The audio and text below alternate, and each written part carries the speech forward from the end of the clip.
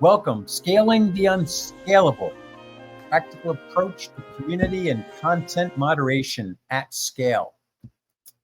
Team, this is an interesting topic, and it's actually brought to us by Josh, who will be one of our panelists. It's something that he's very passionate about, the strategies and the things that we can do to ensure that we are going to scale as our game rolls out and gains greater and greater acceptance. So welcome again to everyone. And we're very excited about today's session. It will be recorded. The music, as we mentioned earlier, was from the Legend of Zelda, Tears of the Kingdom.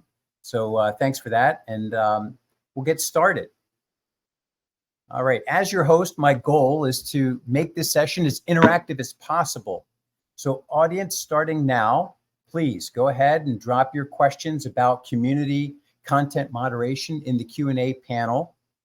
And as you put them in there, and you can see what our other audience members and participants, how they put their suggestions in there, we can upvote those so that we're focused on the topics that are most near and dear to each of our hearts.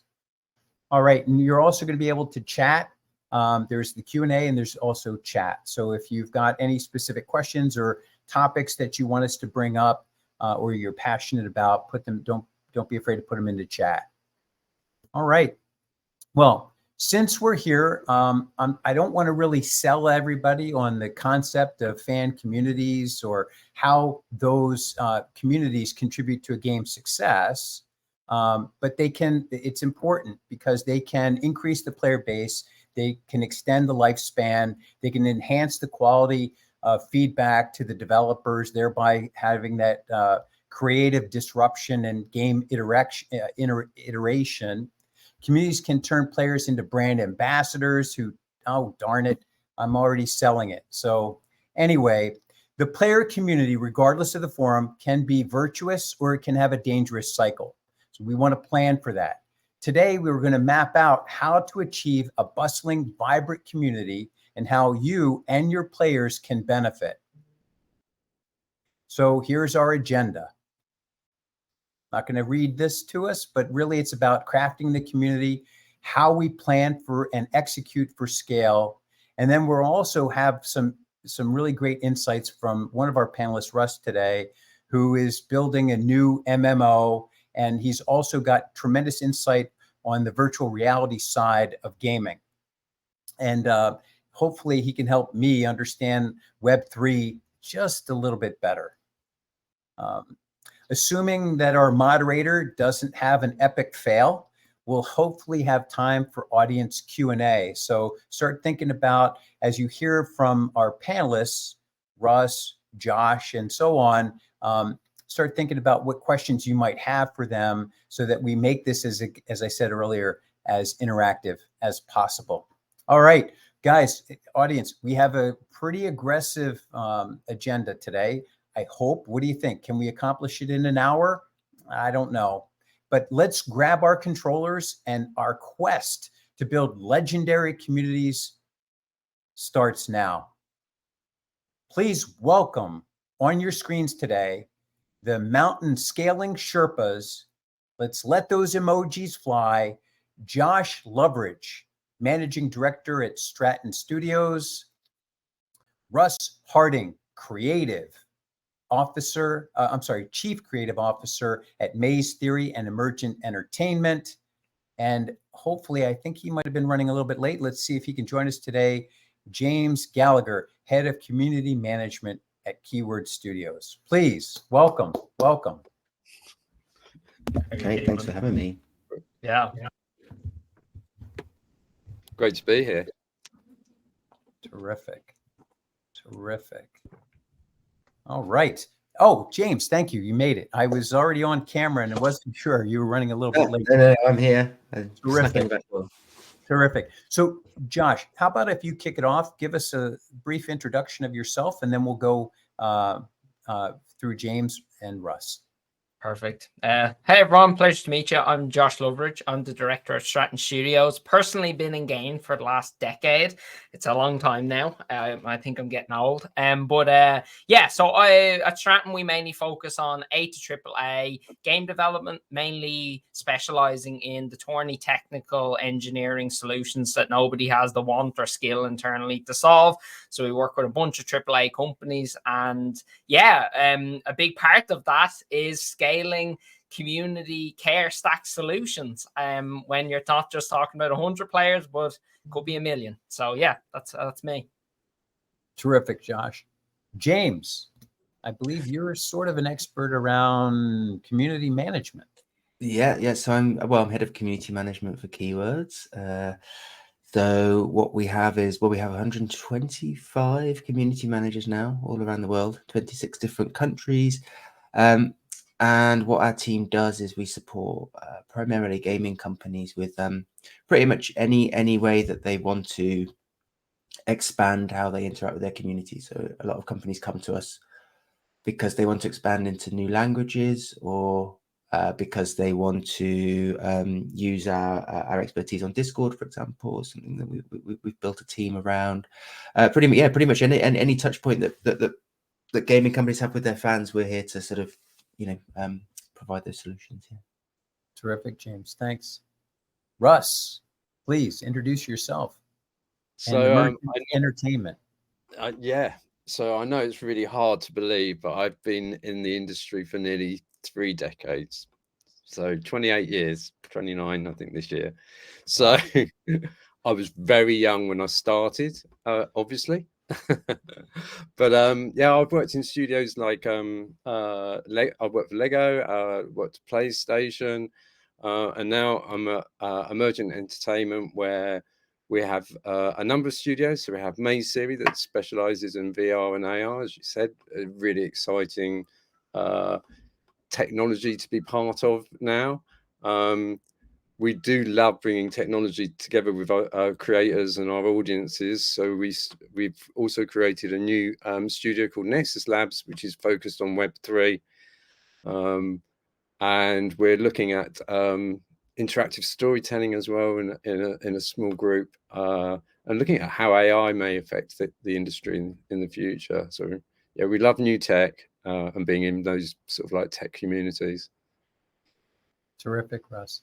Well, thanks to the panel for joining us today. It's quite the illustrious and international confab. So I'm excited about the topics that we can explore. Yesterday we did spend some time in preparation, and it was a pretty heated conversation. So let's get started.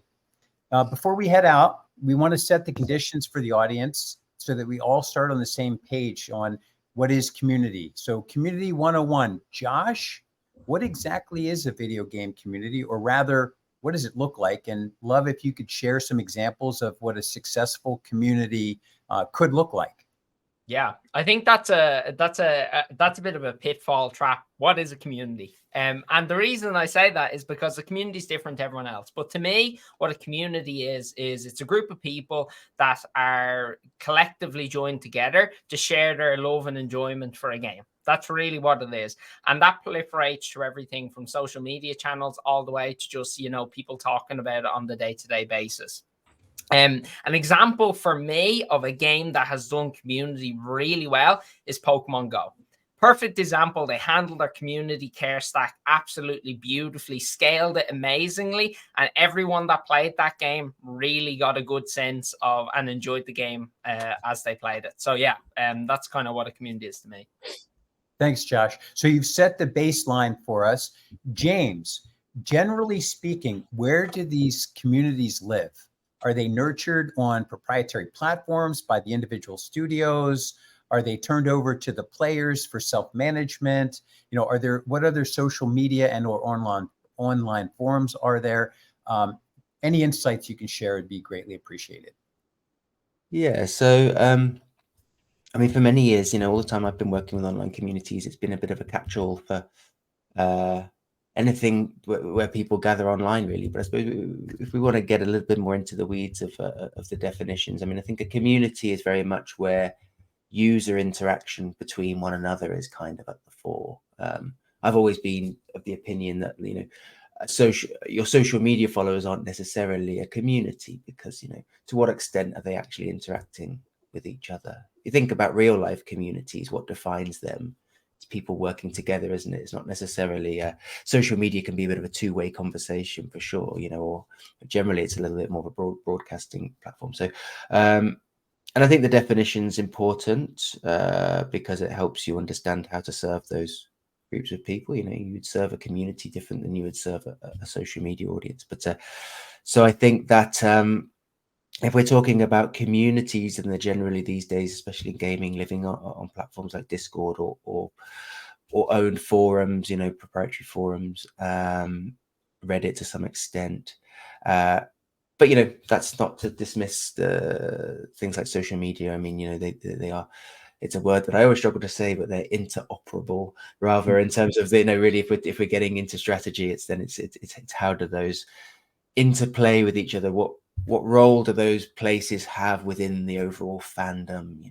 It's all the very interesting stuff that we can kind of start to think about and talk about. But yeah, if we're talking purely about community, then I'd be saying Discord, forums, Reddit. Yeah. Okay. All right. So now that we've gotten everybody on the same page, it's on to our first challenge. We're at base camp. We have a new game launching, and we need to find initial players and build a community. So what? I just plug in my Discord server, right? James, what do you think? So yeah, I mean, if we're talking about launching a new community, then yes, I mean, you'll get those things set up. But in terms of driving people there, if we want to get into examples, I mean, a couple of examples that we've seen recently and worked with have been there's a game called The Finals, which has been quite successful recently, and also a game that game called PAX Day, an upcoming MMO that I think has been quite successful with this. And one of the things that they've done is really, as soon as they announce their games, as soon as there's awareness and they're starting to build that excitement through marketing, through PR, through then they're using, join Discord as their primary call to action, which I think has been very effective. It seems to be a good tactic right now to kind of capture those players into what you want to be your community hub right from the moment of that first awareness. Because one of the things about communities actually is they're not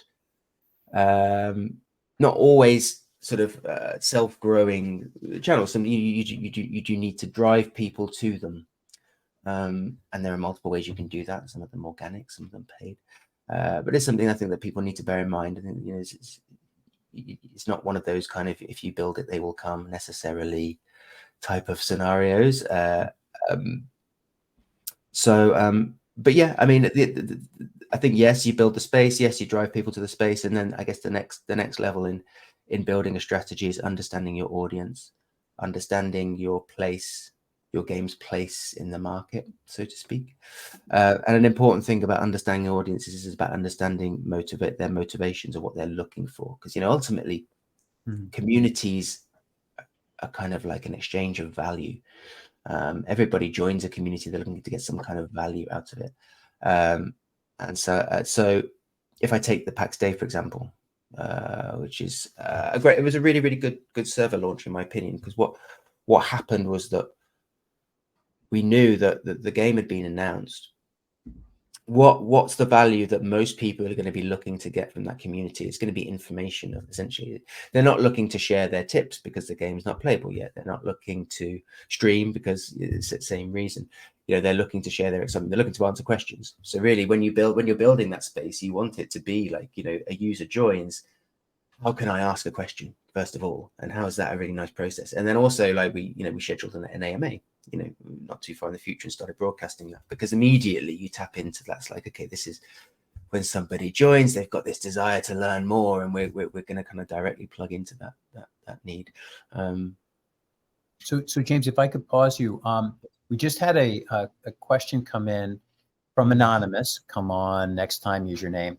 Do you think community managers can influence the culture of a community, or do you think that the culture develops on its own and can't be shifted by the brand? That's a great question.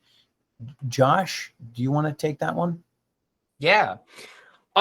This is a very interesting one. I believe that it is a cumulative strategy overall. I think every part and every facet of a game's community influences the culture that develops in that game's community. I think community managers can influence that. The reason being is, think of it this way.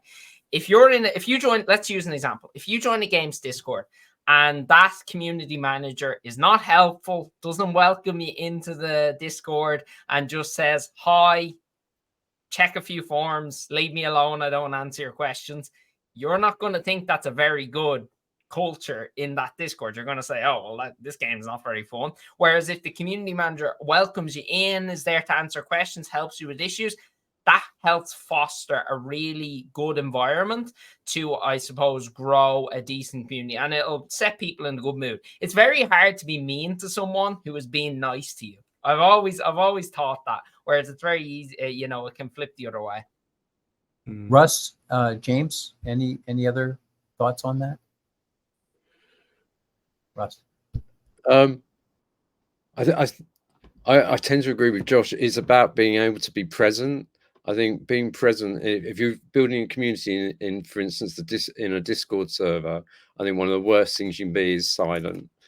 And people, those communities expect people to be responsive. And if you're not in those communities all of the time, that's where you can start to foster slightly negative cultures. And if you don't have people that help moderate those things, we have a lot of moderators that help us in the community, and they help, I suppose, keep a check of like the behavior and the values are being met within the community. So we kind of had like community champions, our moderators, and they do a lot of the work actually, and they're usually rewarded by feeling as though they're part of your development.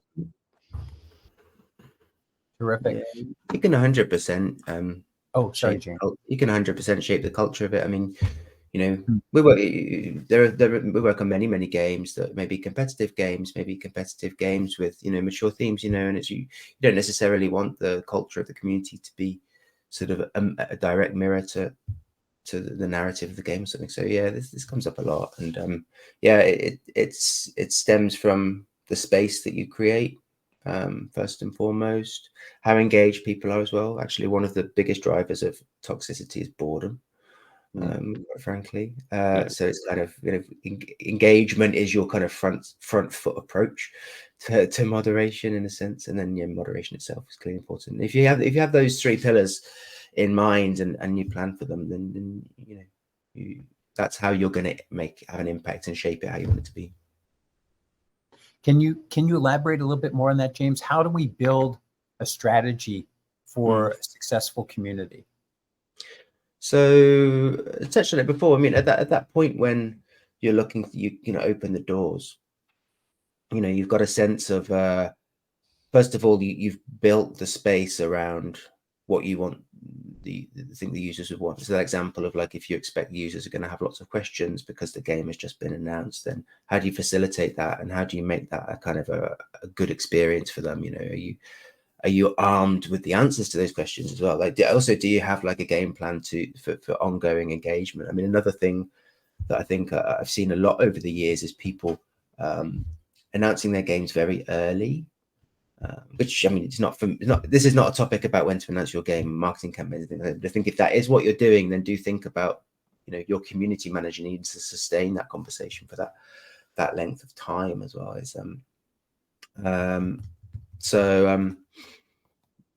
Like having a good roadmap, and then being able to adjust and adjust to those needs as well. Like when the game comes out, players will have a different set of needs. If it's a competitive game, a large subset will want to learn, they'll want to improve and learn from the best players. That's how I always find that's a really, really nice compass in terms of like, motivations. What's the value? What do they want to get out of this community, and how are you enabling that value to be created by other members? Yeah.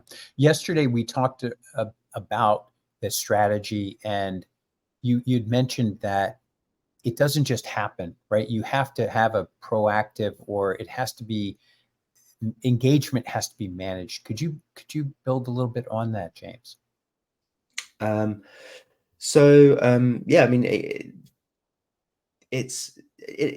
I mean, if all goes well, yeah, I mean, a successful community, most of the interaction will be kind of member to member, if you like, that idea of co-creation. But it does have to be fostered, I suppose, especially early on. I mean, ways that you would do it on the ground is, as I mentioned, organizing things like AMAs are often very good. I mean, having a very present, I guess the source of because there's something at the core of the community, isn't it? It's either a game, or it might be a recording artist, or it might be a sports team. There's something that the fandom, is orbiting around. And I think if that entity is present, I mean, we work actually on some recording artist games, and what we find in the music industry is that if the artist is present, like, the engagement is 100-fold what it would be, for even like a much higher profile artist. But then you see a community for maybe an up and coming artist, but they're there, and my goodness, it is really is like, goes like wildfire, the engagement level and things. So and it's a little bit different, because I suppose in gaming we don't have so much that thing of celebrity, which I guess is a big factor here. But we do have, obviously, the people who are creating the thing that people are fans of. So them being present, and them being as transparent as they can be as well, is always a good ingredient for community engagement. Sorry, I feel like I may have taken a left turn and no. I think active management versus passive management. That's really good. That's really good insight. Yeah. So we have some other questions related to like, how would I become? I want to be a community manager. What do you look for in a community manager? How do you know if someone's going to be a good community manager, not so good community manager? Roles, skill sets, experiences. So yeah, this is quite a fresh topic. I mean, I do a lot of work with an organization called Intergames, and have been recently in the UK, and so I've been doing some presentations around this. And one of the things I've been talking a lot about is relevant experience. And I'm a big believer that relevant experience, it can be gained at work, it can be gained through passion projects, but and it can also be gained through I think one of the things that's fairly universal about humans is that most of us, pretty much all of us, are a fan of something. And some of the best interviews that I've held, I mean, I've hired over 100 community managers over the last 3 or 4 years. So I've done a lot of met a lot of community managers and of all different levels of experience. And I think the thing that always is lovely in those interviews to somebody that can really articulate what it feels like to be a fan of something. I think anybody really, if you're talking to somebody at a party and suddenly they start talking about the thing that they're a fan of, like they literally light up. I think that's wonderful. And I think anybody that can be quite critical of that experience. So as a fan of something, how is my fandom enriched by having an interaction with that brand, or how can it be damaged? That is really then that's the next level, because that's how you develop that understanding, I suppose, of because that's what we're in the business of, right? We're in the business of hopefully enriching that sense of fandom. So that's literally the advice that I gave to this group of people that really probably didn't have a lot of professional advice, so to speak. I think then if you're looking about actually gaining experience, I mean, there are obviously countless communities, fan groups out there, whether they're on Discord or Reddit, and oftentimes, well, first of all, they're looking for people to positively contribute. That's what anyone can do. And then I think once people start to make a positive contribution, they're looking for them to step into moderation or more involved roles. And a huge proportion of people that I've hired have had purely volunteer experience in that capacity and have been rock stars. So, yeah. Terrific, James. Thanks. So we've got some really good insights around building a player community. But our next guest, Josh, would like to talk about the strategy and how we execute on that to make sure that hate speech, aggressive or toxic behavior or menacing types of behavior doesn't begin to poison our garden with weeds. So, Josh, I turn it back to you. Awesome. Yeah. So this is always a tricky one. And why I say it's tricky is a lot of people, in life, I always like to think there's two people. There's practitioners and then there's preachers. That's the two areas I write down. And I love being the practitioner. I really do.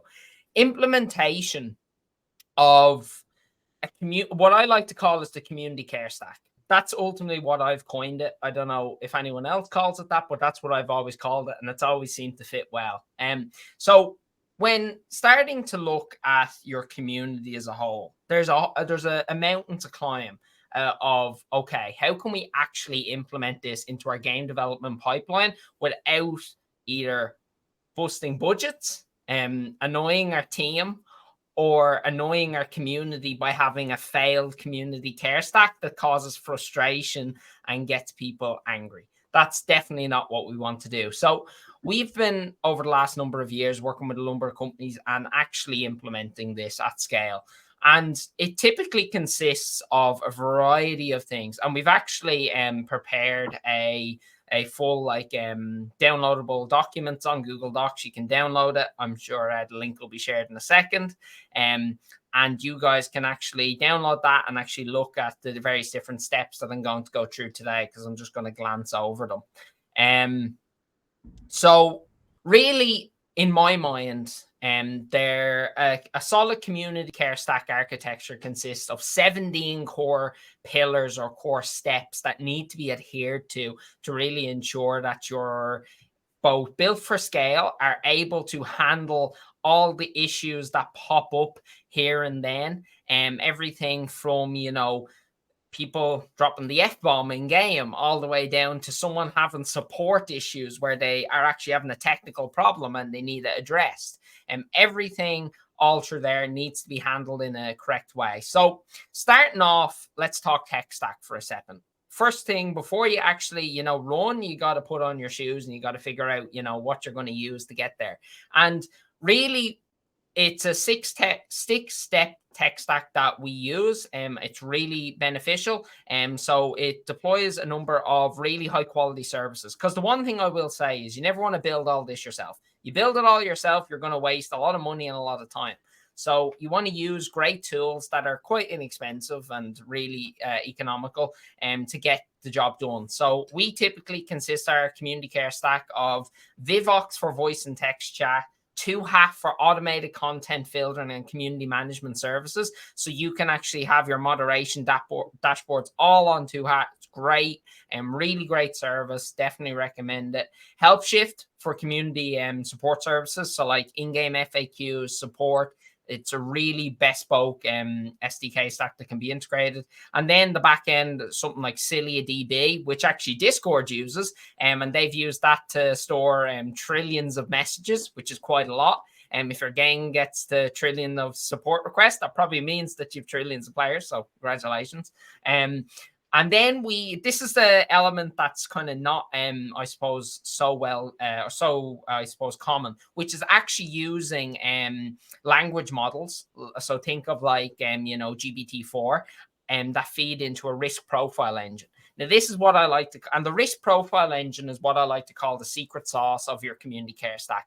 And what that enables you to do is dynamically change gameplay based upon a user's risk score of them being either a really good player or B, being like a toxic player. So, for example, the toxic players should probably play against the toxic players because that's a little walled garden where they can all kind of, put each other in between. So the risk profile engine dynamically takes data from your whole community care stack and then actually feeds that into your game engine, which is really nice. And essentially, that is integrated at your game server level. So it doesn't matter if you're in Unity or Unreal, you just integrate the risk profile engine, which essentially it processes all the data using one of two models. Generally, you either use Roberta or BERT. If no one's heard of Roberta or BERT before, there's some very common open source language models that can be deployed and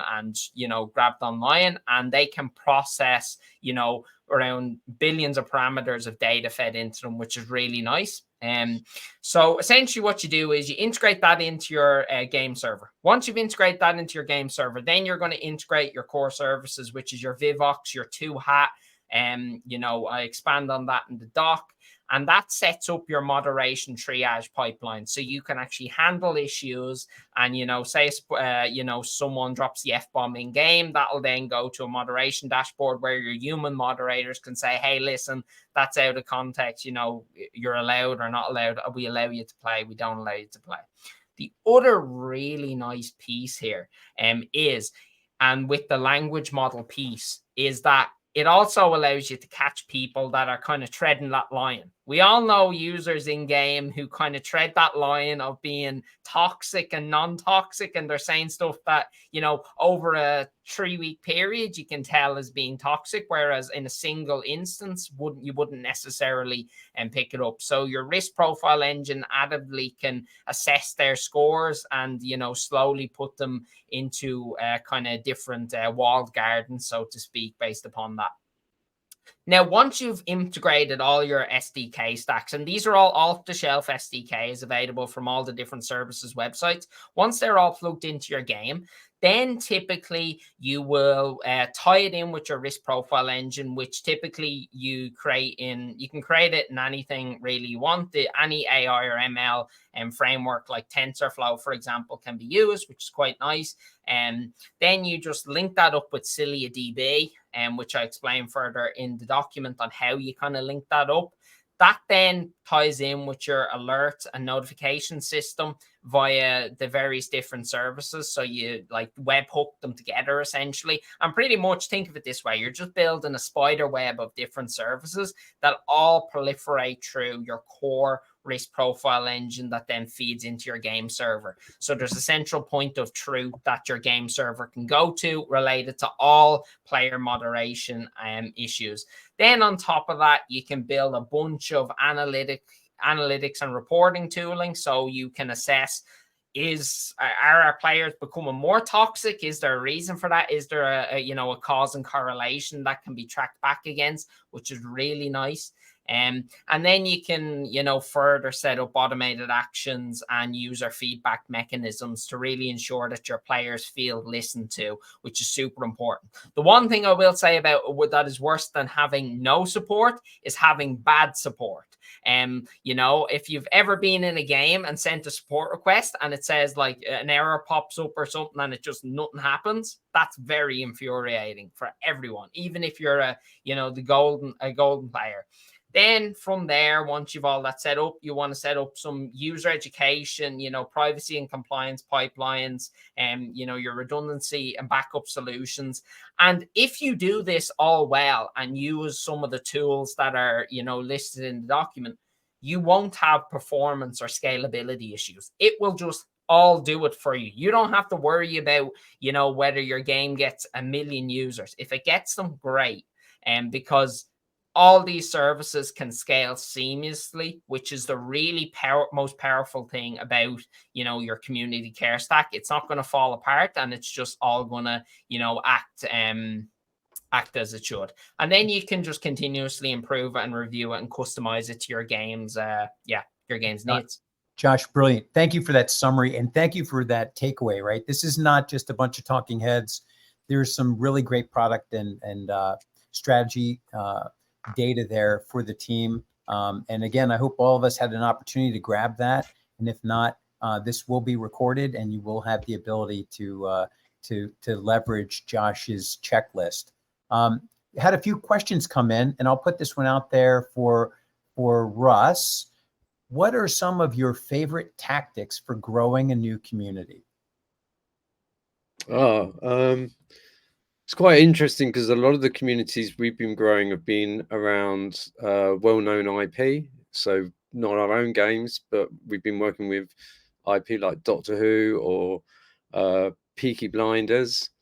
So actually what we've been spending our time is getting to understand and know what those new communities are, or where those communities live. So is part of getting to know your audience, is like, where are they living at the moment? And that might be in Reddit, and that might be probably less so on Discord because they're TV entertainment experiences.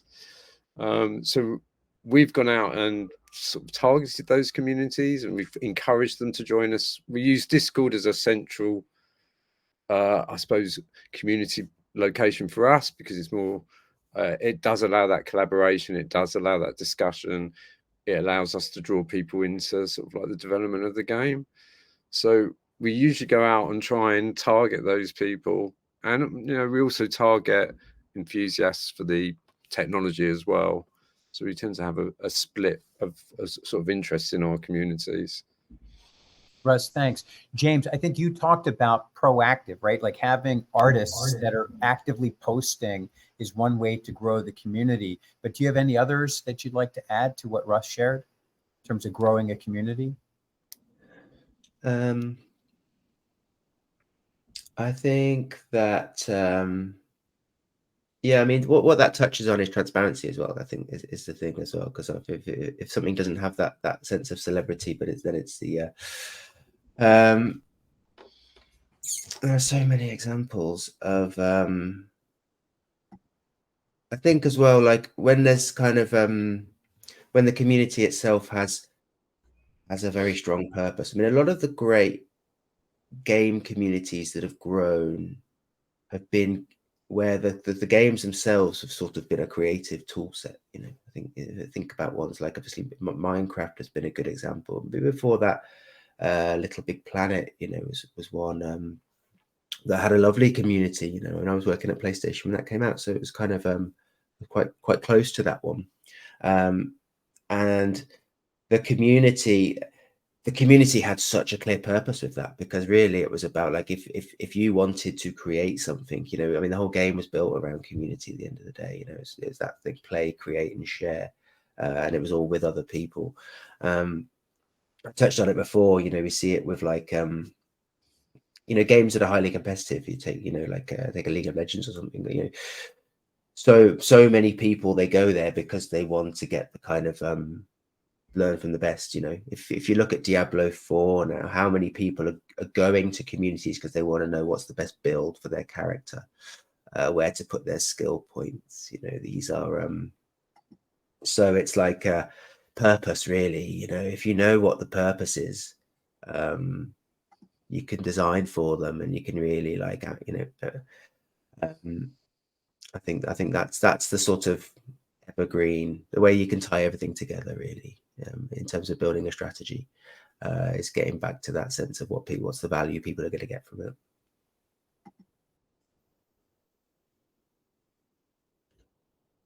All right. Well, thank you, James, and thank you, Josh, helping us understand strategy and execution. Now we're going to hear from Russ. So Russ, you specialize in emerging technologies and have led teams through the creation process for some really groundbreaking AR and VR experiences. As the Chief Creative Officer at Emergent, you're also looking at Web3 and MMOs. Can you talk to us about how you do this community in a different world, right? In the AR and VR world, how is it different or similar to regular mobile and/or PC and console communities? Well, interestingly, I think the AR, VR, and to some extent the Web3 communities all start very much from a niche focus. So for us, we often talk about the technology first, and we talk about it very early on. So we're building our communities before we built our games. And that's because when you talk to AR or VR communities, they're really more technology focused.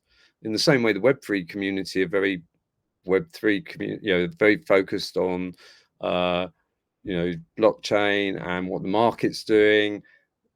It's a similar starting point. I think what we tend to do is focus on talking about technical expertise and bringing in those early adopters and getting them to be enthusiastic about our community, and then we start getting them enthusiastic about what we're building. It tends to be based, in all instances, it's based around story and narrative, tends to be where we start from, where we start those discussions and community. So the Resurgence community at the moment is purely being built around the prelude to the game, talking about ecological disaster, which is what happens in our game, unfortunately. We talk about what's happening within the Web3 community. We also speculate about what the game may be, because ultimately what the game will provide is like tools for, as we were saying, user-generated content. We want to provide tools within our Web3 games so that the community feels like they're co-creators and they are actually participant in making and developing the games with us. So there's a lot of talk of this in Web3. It's like, what does that mean? Is it like, do you choose what mechanic you should do? And for us, it's more about a conversation and trying to find tools where we can allow people to show interest in a particular feature or something we're discussing. And we're starting to build that into our whole development process. And we're a small indie, really. So we have to think like a scrappy startup in these communities. So they're really important to us because, going out and marketing in a PlayStation way isn't really an option for us, where we don't have the money to go out there and just suddenly, tell everyone about our game day one. So we really rely on building these communities and then them becoming sort of like advocates for the game, and they do bring people in. So we have a number of people in our Web3 community that talk for us, and they bring people in from Twitter, and they bring people in from social media, and then we in Web3 we have tools to give rewards more, so we can reward those players with things they might be able to use in the game later. So it's interesting. It's changing all the time, though. So Russ, you mentioned Twitter, and I think you mentioned Discord. Those are your two primary channels. Why not Reddit? So we do go out on Reddit. We find that the conversation tends to be more not as dynamic. We don't play. The thing we like about Discord is that we can set up games and events and activities, and it feels very participant. It feels more community owned. It's more instantaneous. But we do have a presence on Reddit. We certainly do. I think we have a slightly different tone on Reddit. It tends to be more talking very much about the product. We have a lot of live debates on Discord and channels that facilitate those debates. So to remove all talk about markets in Web3 and the marketplace, we tend to have a whole set area that's just dedicated to that, so people can just talk about that. And we also have select channels where that we allow people to go into that have particular tokens or NFTs, and they have a completely private channel where they can talk about the game. They can talk to us in the community about things. That's great. Josh, do you have any thoughts on channels? Like where's Discord better than Twitter versus Reddit? I think it really ultimately depends where your target demographic and audience likes to play and likes to really sit. If we're talking about a very heavily IP driven game that people really get behind on that front, well, Discord's going to be, where that's at. If it's esports as well, they're going to want to be in Discord still. Discord just allows a real, I suppose, bi-directional communication, both with developers and other members of the community. Whereas I feel like on Reddit, sometimes it becomes, one person sitting on a pedestal and everyone else kind of throwing shoes up at the top of the podium. But it really depends on where your target demographic likes to sit. If your target demographic is primarily Reddit users, well, then that's where you need to be mainly targeting. So you really need to use data to drive that decision-making process, in my opinion. Okay. James, anything to add between what Russ and Josh shared. And you could also maybe answer this one question, which is, you can comment on either Discord or Reddit or what have you. But the other question is, at which phase in the development cycle should I start creating my community? Yeah, so I mean, on the platform one, I mean, Discord is working for a lot of brands now. It's really it's exciting, and it seems to be it's very effective. It's obviously a platform we love to work on. So I'm a big advocate for it. Reddit itself, oftentimes you see the thing with subreddits is they're often created by and maintained by the community, and that seems to be the default that everybody tends to go to. You see relatively few managed by, or owned and moderated and managed by the brand itself. So I think, you know, where there is a base there, you do have a player base there, then I think it's often good to have a level of engagement there, and you know, it depends on how intense that is. So, like, it's very much case by case Reddit, but in terms of when to build it, I mean, really just as soon as people are aware of you, really. There is often, because, you know, we talk about that kind of when do you create a community, but you know, often there's the organic part as well. Is that as soon as people are aware of what you're creating, then there's potential for them to start to become fans of it. So I think as soon as that awareness is there, and I say awareness because that comes in different ways. You know, sometimes it's a big announcement at E3, and that's the moment. That's the moment people are aware, and that's the moment, you know, often you'll see big companies, they'll launch their channels then, and that makes total sense. You know, I think one of the examples I said in the chat, you know, it's a Stardew Valley. The point of awareness was somebody having an idea that this is a genre that hasn't really been served for a while. Maybe, you know, I'm working on a game, it's super early, it's just an idea. Like you know, that spark with the idea was the starting point. You know, it wasn't really probably even anywhere near a game at that point. And that's when the community started growing, and incredibly successfully. So I would say, yeah, as soon as you know, because strategies are also large and complicated things, and that sort of say everybody would have a strategy, and if your strategy is to go out and start talking to people in a really guerrilla style, when you all you have is a kernel of an idea, then that's the point when you're going to start to hopefully gain fans, and that's really when your community starts. If you know, if you're the next big IP from a AAA studio, then it's probably that point when you're from a game show and you're announcing your big trailer. That's your go live. But yeah, I think somebody said it's kind of as early as possible, and yeah, I say as soon as you're in the wild, then that's when it begins. So that was Andre from Next Games who said as early as possible, I think. So Josh, help me understand when Andre says early, when is early? In my opinion, and some people think I'm a bit crazy for this, but I think community considerations at the game design document stage of your games process is when this conversation needs to start happening, both on a launch perspective. Okay, when are we actually going to start accepting people into the community? When are we going to open that walled garden? And then it comes a matter of, okay, how are we going to approach it? So GDD stages, in my opinion, where that needs to all happen, because at the end of the day, if you really think of it, games are driven by the people that play them. That is really it. Without players, there is no game.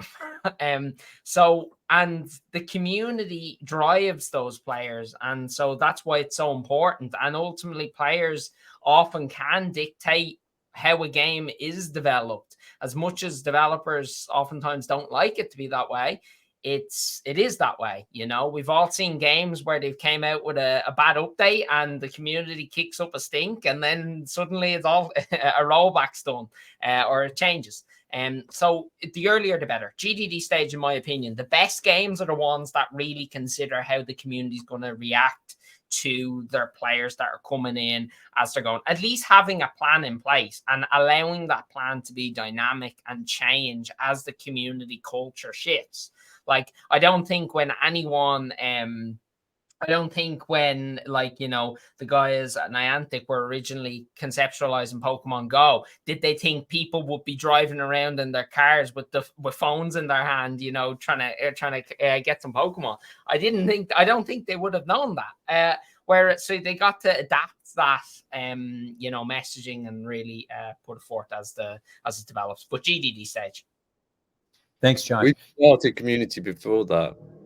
So the community can be really helpful for you if you're discussing a genre, or because obviously we have, as a studio, we have a small community and following, and it's actually quite sizable as you know. So we've invited some of them into an area where we're talking about mixed reality and the types of experiences, and that was before we really got into very much, you know, GDD. It also helps, like if you're an indie studio, small developer, to have a community behind your GDD or your idea or concept, to be able to go to, you know, investors or to publishers and show you've got a community. That can really help leverage your ability to raise money and funding. Russ, thanks. That was brilliant. There's another question in the Q&A, and I'll turn this one over to James. James, what are some of the best practices to maintain a positive sentiment within a community? The space that they're in, you know, and people talk. A lot of people have heard of the sort of the broken window effect or syndrome. Not sure what it is. They say, you know, you see a warehouse with a broken window, and generally the rest of them will get kind of like that. Actually, know how relevant that is, but it's the creating a nice high quality space first of all. That's, you know, that's thinking about the users. You know, that people are onboarded well. You know, if you get something that's kind of quite badly made and cobbled together, or a bit empty and or a bit kind of, there's not much going on, lots of empty rooms. Then engagement, I said before, bored community can quickly become a toxic community, left to its own devices. And then moderation itself, you know, visible. I like analogies, as you can tell, and I like the one of when we were at school and the teacher was late, and, you know, there was paper being thrown around and people standing on tables, and there was pandemonium for that first 10 minutes while the teacher arrived. And it can sometimes be a little bit like that in some of the online spaces we work on, is if people figure out that there's nobody there watching and keeping an eye on things, then it can get a bit wild. So yeah, visible, part of the conversation. I'm a big advocate of that. You know, I mean, silent moderation is a thing that kind of exists, and I can see the benefits of it. But I think having active moderators that are, like, you know, the best example of what being part of that community is super beneficial. So yeah, high quality space, engagement strategy, and, you know, proper effective moderation in place. All right, thanks, James. We have enough time, I think, for one more question. Russ, I'm going to turn this one over to you. Can you talk about retention strategies that encourage repeat activity and visits by players on various community platforms? Right. So you know, it is quite difficult. So we have some moderators that run Discord games for us at the moment. So we have a series of games outside of our games. We have games and activities that we run regularly on the server. We generally have a whole program and schedule, like you would I suppose, a social media schedule running for the month, just running activities, AMAs. We try and have developers in the community and make sure that they're available on certain days for questions. Basically, we have quite a packed, like, I mean, the job of a community manager now is pretty busy, and especially if you're running Discord servers, because you have to have someone there pretty much all of the time. It's not the place where you can leave a comment and then come back 2 hours later, and it's not a place where you can't have activity. So a lot of planning, a lot of scheduling, and look at some great examples. There's some great Discord servers out there that run lots of community activities, get people talking about, you know, shared interests outside of the games as well. So in those Discord servers, you'll start to see factions of people talking about sort of interests that are around the edge of the game, help facilitate them.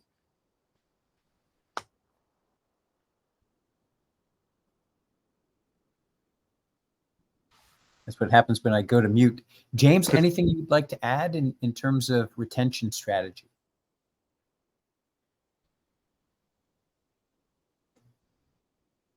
I'm sorry, James.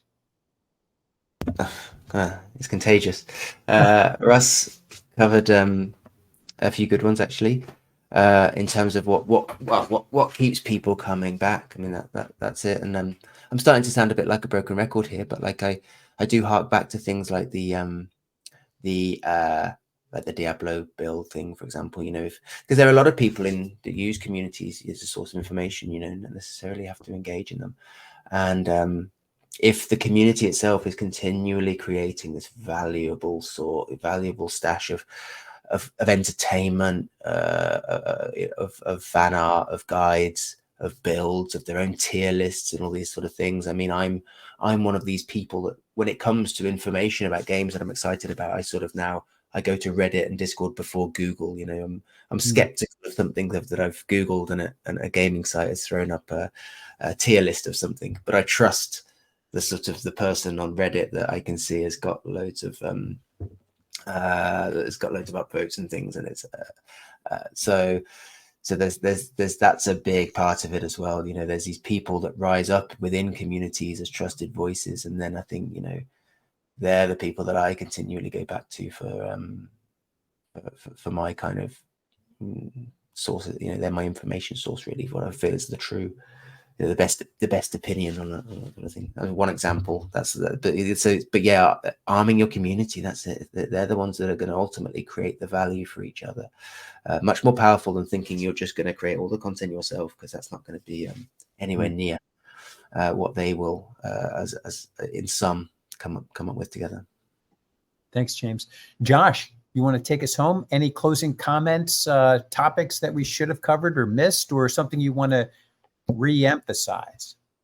I think for me, and the thing I always like to re-emphasize is, and the kind of message that is good to put forth is, look at community as early as possible and consider it throughout everything you do when making a game, and you won't stray too far.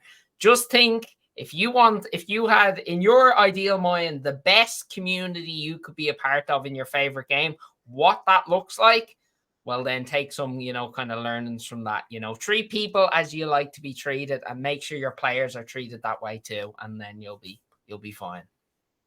But if you're already in the webinar, you're already thinking about it. So, I mean, step one completed. Well done, Josh. Well, team, I want to thank the panel. Brilliant discussion. And I thank everyone in the audience for your participation and attention today. And, you know, we're here to help. Please do visit us on LinkedIn and on the various company websites, whether they be Keywords, HelpShift, Xbox. Also, we're going to continue this conversation and other topics on player experience at the upcoming Community Clubhouse, which will be in Cologne, Germany at Gamescom, August 22nd.